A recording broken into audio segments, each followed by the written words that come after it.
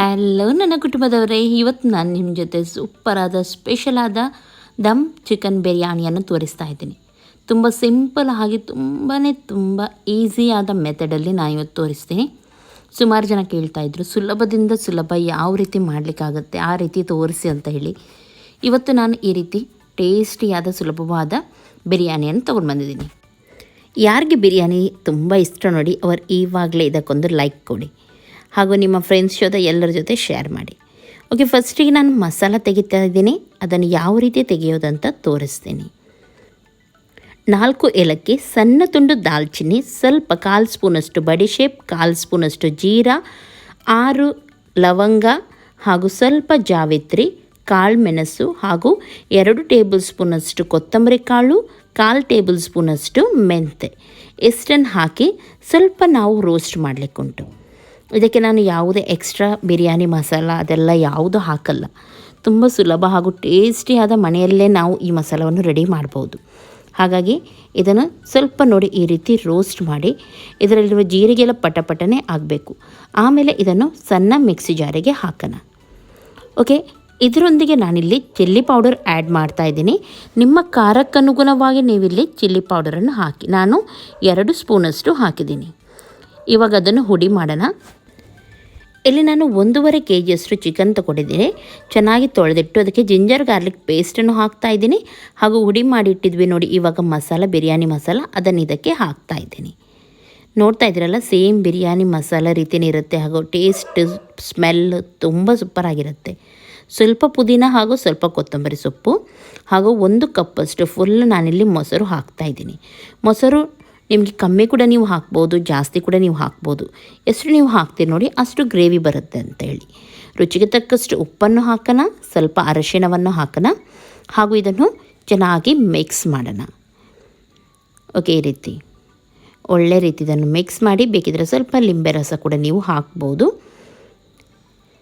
ಇವಾಗ ಇದನ್ನು ಸ್ವಲ್ಪ ಹೊತ್ತು ಒಂದು 2ರಿಂದ 5 ನಿಮಿಷ ನಾನು ಹೀಗೇ ಬಿಡ್ತೀನಿ, ಸ್ವಲ್ಪ ಮಸಾಲ ಎಳೀಲಿ ಅಂತೇಳಿ. ಅಷ್ಟರವರೆಗೂ ಅನ್ನಕ್ಕೆ ನಾನು ಬಿರಿಯಾನಿ ರೈಸ್ಗೆ ನೀರು ಇಟ್ಟಿದ್ದೀನಿ ನೋಡಿ. ನೀರು ಚೆನ್ನಾಗಿ ಕುದಿ ಬಂದ ಮೇಲೆ ನಾವು ರೈಸನ್ನು ಹಾಕೋಣ. ಇಲ್ಲಿ ಇಂಡಿಯಾ ಗೇಟ್ ರೈಸ್ ತೊಗೊಂಡಿದ್ದೀನಿ. ಇದನ್ನು ನೆನೆಬೇಕಂತ ಇಲ್ಲ. ಬೇರೆ ಬಿರಿಯಾನಿ ರೈಸ್ ಕೆಲವು ನೀವು ಅರ್ಧ ಗಂಟೆ ಮೊದಲು ನೆನೆ ಹಾಕಬೇಕಾಗುತ್ತೆ. ಇದು ನೆನೆ ಹಾಕಲಿಕ್ಕಿಲ್ಲ. ಹಾಗಾಗಿ ಕುದಿ ಬಂದ ಮೇಲೆ ಚೆನ್ನಾಗಿ ತೊಳೆದು ನಾನು ಹಾಕಿಬಿಡ್ತೀನಿ. ರುಚಿಗೆ ತಕ್ಕಷ್ಟು ಉಪ್ಪನ್ನು ಹಾಕಿದ್ದೀನಿ. ನೀರು ಕುದೀತಾ ಉಂಟು. ಇವಾಗ ನಾನು ತೊಳೆದ ಬಿರಿಯಾನಿ ರೈಸನ್ನು ಇದಕ್ಕೆ ಹಾಕ್ತಾಯಿದ್ದೀನಿ. ಇಲ್ಲಿ ನಾವು ರೈಸ್ ತುಂಬ ಬೇಯಿಸಲಿಕ್ಕಿಲ್ಲ, ಮುಕ್ಕಾಲಷ್ಟು ಅಂದರೆ ಒಂದು 80% ತನಕ ಬೇಯಿಸಲಿಕ್ಕೆ ಮಾತ್ರ. ಹಾಗಾಗಿ ನಾನು ಜಾಸ್ತಿ ಬೇಯಿಸಲ್ಲ. ಮಧ್ಯದಲ್ಲಿ ಈ ರೀತಿ ಚಮಚ ಹಾಕಿ ಮೇಲೆ ಕೆಳಗೆ ಮಾಡಿ ಇದನ್ನು ನಾನು ಬೇಯಿಸ್ತಾ ಇದ್ದೀನಿ. ಹಾಗೂ ಬೇಕಿದ್ದರೆ ನೀವು ಇದಕ್ಕೆ ಸ್ವಲ್ಪ ತುಪ್ಪ ಅಥವಾ ಎಣ್ಣೆ ಕೂಡ ಹಾಕ್ಬೋದು, ಅಥವಾ ಸ್ವಲ್ಪ ಲಿಂಬೆ ರಸ ಕೂಡ ಹಾಕ್ಬೋದು. ಇದರಿಂದ ಅಂಟಂಟು ಬರಲ್ಲ, ಗರಿಯಾಗಿ ಚೆನ್ನಾಗಿ ಬರುತ್ತೆ ರೈಸ್. ಓಕೆ, ಇವಾಗ ರೈಸ್ ಬೇಯೋವರೆಗೂ ಇನ್ನೊಂದು ಸೈಡಲ್ಲಿ ನಾನು ಪಾತ್ರೆ ಇಟ್ಟಿದ್ದೀನಿ, ಬಿರಿಯಾನಿ ಪಾಟ್ ಇಟ್ಟಿದ್ದೀನಿ. ಅದರಲ್ಲಿ ನಾನು ಇಲ್ಲಿ ಆನಿಯನ್ ಫ್ರೈ ಮಾಡ್ತೀವಿ ನೋಡಿ, ಫ್ರೈ ಮಾಡಿ ಆಲ್ರೆಡಿ ಇಟ್ಟಿದ್ದೀನಿ. ಆ ಫ್ರೈ ಮಾಡಿದ ಎಣ್ಣೆಯನ್ನು ಇದಕ್ಕೆ ಹಾಕ್ತಾಯಿದ್ದೀನಿ 2 ಸ್ಪೂನಷ್ಟು. ಹಾಗೂ ನಾವು ರೆಡಿ ಮಾಡಿಟ್ಟಿದ್ದ ಚಿಕನ್ ಇತ್ತು ನೋಡಿ, ಮ್ಯಾರಿನೇಟ್ ಮಾಡಿದ ಚಿಕನ್ ಇದಕ್ಕೆ ಹಾಕ್ತೀನಿ. ಹಾಗೂ ಆಯಿಲ್ ಸ್ವಲ್ಪ ಜಾಸ್ತಿ ಬೇಕಿದ್ದರೂ ನೀವು ಹಾಕ್ಬೋದು, ಅಥವಾ ಇದಕ್ಕಿಂತ ಕಮ್ಮಿ ಬೇಕಿದ್ದರೂ ಹಾಕ್ಬೋದು. ಓಕೆ, ಚೆನ್ನಾಗಿ ಇದನ್ನು ಮಸಾಲದಲ್ಲಿ ಫ್ರೈ ಮಾಡೋಣ. ನಾನಿಲ್ಲಿ 4 ದೊಡ್ಡ ಆನಿಯನನ್ನು ಆಲ್ರೆಡಿ ಫ್ರೈ ಮಾಡಿ ಇಟ್ಟಿದ್ದೀನಿ. ನೀವು ಬೇಕಿದ್ದರೆ ಅದನ್ನು ನಾನು ತೋರಿಸಲಿಲ್ಲ, ನೀವು ಮೊದಲೇ ಫ್ರೈ ಮಾಡಿ ಇಡಬೇಕು. ಓಕೆ, ಇವಾಗ ನಾನು 4 ಆನಿಯನಲ್ಲಿ ಅರ್ಧ ಫ್ರೈ ಮಾಡಿದ್ದು ಇದಕ್ಕೆ ನಾನಿಲ್ಲಿ ಹಾಕ್ತಾಯಿದ್ದೀನಿ ನೋಡಿ. ಫ್ರೈ ಮಾಡಿದ ನೀರುಳ್ಳಿದು ಹಾಕಿದ್ದೀನಿ. ಹಾಗೂ ಚೆನ್ನಾಗಿ ಇದನ್ನು ಮಿಕ್ಸ್ ಮಾಡಿ ಸ್ವಲ್ಪ ಹೊತ್ತು ಇದು ಎಣ್ಣೆಯಲ್ಲೇ ಚೆನ್ನಾಗಿ ಫ್ರೈ ಆಗಲಿ. ಇದಕ್ಕೆ ಯಾವುದೇ ನೀವು ಎಕ್ಸ್ಟ್ರಾ ನೀರೆಲ್ಲ ಸೇರಿಸಲಿಕ್ಕಿಲ್ಲ. ಚಿಕನ್ ಹಾಗೂ ನಾವಿದರಲ್ಲಿ ಮೊಸರು ಹಾಕಿದ್ರಿಂದ ನೀರು ತಾನಾಗೆ ಬಿಡುತ್ತೆ. ಸ್ವಲ್ಪ ಹೊತ್ತು ನಾವಿದನ್ನು ಮುಚ್ಚಿಡೋಣ. ಗ್ಯಾಸನ್ನು ಫಾಸ್ಟಲ್ಲೇ ಇರಲಿ, ಚೆನ್ನಾಗಿದು ಬೇಯಲಿ ನೋಡಿ. ಸ್ವಲ್ಪ ಹೊತ್ತು ಆಗಿದೆ, ಇವಾಗ ನೋಡ್ಬೋದು ಚಿಕನ್ ಕೂಡ ಮುಕ್ಕಾಲಷ್ಟು ಬೆಂದಿದೆ, ಫುಲ್ ಬೇಯಲಿಲ್ಲ. ಇವಾಗ ಚಿಕನ್ ಮುಕ್ಕಾಲಷ್ಟು ಬೆಂದಿದೆ ನೋಡಿ. ಗ್ರೇವಿ ಕೂಡ ಚೆನ್ನಾಗಿ ಬಿಟ್ಟಿದೆ, ನೋಡ್ಬೋದು ನೀವು. ಈ ರೀತಿ ಬರಬೇಕು ನಮಗೆ. ಇವಾಗ ನಾನಿದನ್ನು ಸ್ವಲ್ಪ ಹೊತ್ತು ಹಾಗೆಯೇ ಬಿಡ್ತೀನಿ. ಅಷ್ಟರವರೆಗೂ ನಮ್ಮ ರೈಸ್ ಏನಾಗಿದೆ ಅಂತ ಹೇಳಿ ನಾವು ನೋಡೋಣ. ಓಕೆ, ರೈಸ್ ನೋಡಿ ಇವಾಗ ಕರೆಕ್ಟ್ ಮುಕ್ಕಾಲು ಅಂದರೆ 80%ವರೆಗೂ ಇದು ಬೆಂದಿದೆ. ಇನ್ನು ಕೂಡ ಸ್ವಲ್ಪ ಬೇಯಲು ಬಾಕಿ ಉಂಟು. ಇವಾಗ ನಾನು ಇದನ್ನು ತೆಗೆದು ಸೋಸ್ತೀನಿ, ಯಾಕೆಂದರೆ ಇದನ್ನು ಫುಲ್ ನಾನು ಬೇಯಿಸಲ್ಲ. ದಮ್ ಬಿರಿಯಾನಿ ಮಾಡೋದ್ರಿಂದ ರೈಸ್ ಫುಲ್ ನಾವು ಬೇಯಿಸ್ಲಿಕ್ಕಿಲ್ಲ, ಸ್ವಲ್ಪ ಹಾಗೆಯೇ ದಮ್ಮಲ್ಲಿ ಇಡಲಿಕ್ಕೆ ಉಂಟು. ನಾವು ದಮ್ಮಲ್ಲೇ ಅದು ಬೇಯಬೇಕು. ಹಾಗಾಗಿ ನೋಡಿ, ಇಲ್ಲಿ 80% ಬೆಂದಿದೆ, ನೋಡ್ಬೋದು ನೀವು. ಓಕೆ, ಇನ್ನೊಂದು ಸೈಡ್ ಇವಾಗ ಚಿಕನ್ ಕೂಡ ಆಲ್ಮೋಸ್ಟ್ ಬೆಂದಿದೆ ನೋಡಿ. ಈ ಟೈಮಲ್ಲಿ ನಾವು ಸೋಸೆ ಇಟ್ಟ ರೈಸ್ ಇತ್ತು ನೋಡಿ, ಅದನ್ನು ನಾನು ಇದರ ಮೇಲೆ ಹಾಕ್ತಾಯಿದ್ದೀನಿ. ಗ್ಯಾಸನ್ನು ಸ್ಲೋವಲ್ಲಿ ಇಡಿ ಹಾಗೂ ಇದನ್ನು ಹಾಕಿ. ನಾನಿಲ್ಲಿ 2 ಪೋರ್ಷನ್ ಮಾಡ್ತಾಯಿದ್ದೀನಿ ರೈಸ್. ಇದು 2 ಭಾಗ. ಫಸ್ಟಿಗೆ ನೋಡಿ ಈ ರೀತಿ ಹಾಕ್ತಾಯಿದ್ದೀನಿ ರೈಸ್. ಸರಿಯಾಗಿ ಬೆಡಿಸಿ ಹಾಕಿ. ಕೆಲವರು ಕೆಳಗಡೆ ಬೇಕಿದ್ದರೆ ನೀವು ದಪ್ಪ ಕಾವಲಿ ಅಂದರೆ ಕಬ್ಬಿನ ಕಾವಲೆಲ್ಲ ಇರುತ್ತೆ ನೋಡಿ, ಅದನ್ನು ಗ್ಯಾಸ್ ಮೇಲೆ ಇಟ್ಟು ಆಮೇಲೆ ಈ ಪಾತ್ರೆಯನ್ನು ಕೂಡ ನೀವು ಇಡ್ಬೋದು. ಅದರಲ್ಲಿ ನಾನ್ ಸ್ಟಿಕ್ ಆದ್ದರಿಂದ ನಾನು ಹಾಗೆ ಮಾಡ್ತಾ ಇಲ್ಲ ನೋಡಿ. ಸ್ವಲ್ಪ ಇದಕ್ಕೆ ನಾನು ಇವಾಗ ತುಪ್ಪವನ್ನು ಹಾಕಿದ್ದೀನಿ ಹಾಗೂ ಫ್ರೈ ಮಾಡಿದ ನೀರುಳ್ಳಿಯನ್ನು ಇದರ ಮೇಲೆ ಹಾಕ್ತಾ ಇದ್ದೀನಿ.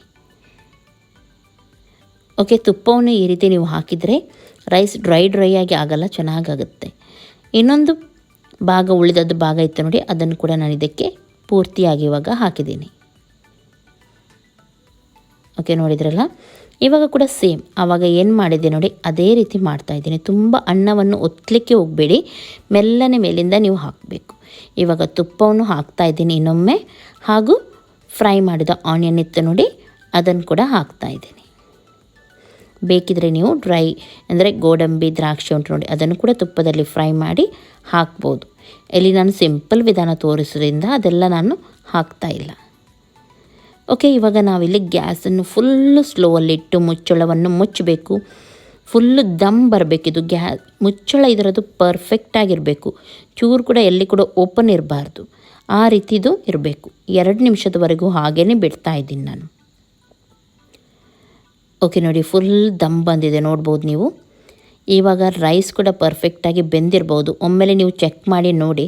ಕರೆಕ್ಟಾಗಿ ಬೆಂದಿಲ್ಲ ಅಂದರೆ ಕೆಲವು 2 ನಿಮಿಷದಲ್ಲಿ ಬೇಯುತ್ತೆ, ಕೆಲವು ಸ್ವಲ್ಪ ನಿಮಗೆ ಟೈಮ್ ತಾಗ್ಬೋದು, ಒಂದು 3-4 ನಿಮಿಷ ತಾಗ್ಬೋದು. ಹಾಗಾಗಿ ಕರೆಕ್ಟಾಗಿ ನೋಡಿ ಪರ್ಫೆಕ್ಟಾಗಿ ರೈಸ್ ಬೆಂದಿದೆ ಅಂತೇಳಿ. ಬೇಯಿಲ್ಲದಿದ್ದರೆ ಸ್ವಲ್ಪ ಹೊತ್ತು ಹಾಗೆಯೇ ಮುಚ್ಚಿಡಿ ದಮ್ಮಲ್ಲಿ, ಅದು ಹಬೆಯಲ್ಲೇ ಬೇಯಬೇಕು. ಹಾಗಾಗಿ ಕೆಳಗಡೆ ನಿಮಗೆ ತಳತಾಗುತ್ತೆ ಅಂತ ಆದರೆ ನಾನು ಹೇಳಿದಾಗೆ ಕಬ್ಬಿಣದ ಯಾವುದಾದ್ರೂ ಕಾವಲಿ ಇಟ್ಟು ಅದರ ಮೇಲೆ ನೀವು ಈ ಪಾತ್ರೆಯನ್ನು ಇಡಬೇಕು.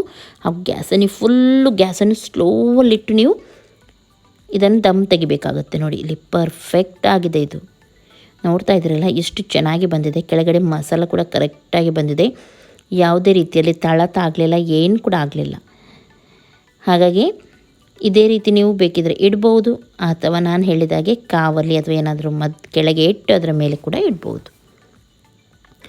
ಓಕೆ ನೋಡಿ, ಬಿರಿಯಾನಿ ಅಂತೂ ರೆಡಿ ಆಯಿತು. ಎಷ್ಟು ಸಿಂಪಲಲ್ಲಿ ಬೇಗನೆ ಆಯ್ತಲ್ವ, ಯಾವುದೇ ಜಾಸ್ತಿ ಕೆಲಸ ಇಲ್ಲ, ಇದಿಲ್ಲ ನೋಡಿ.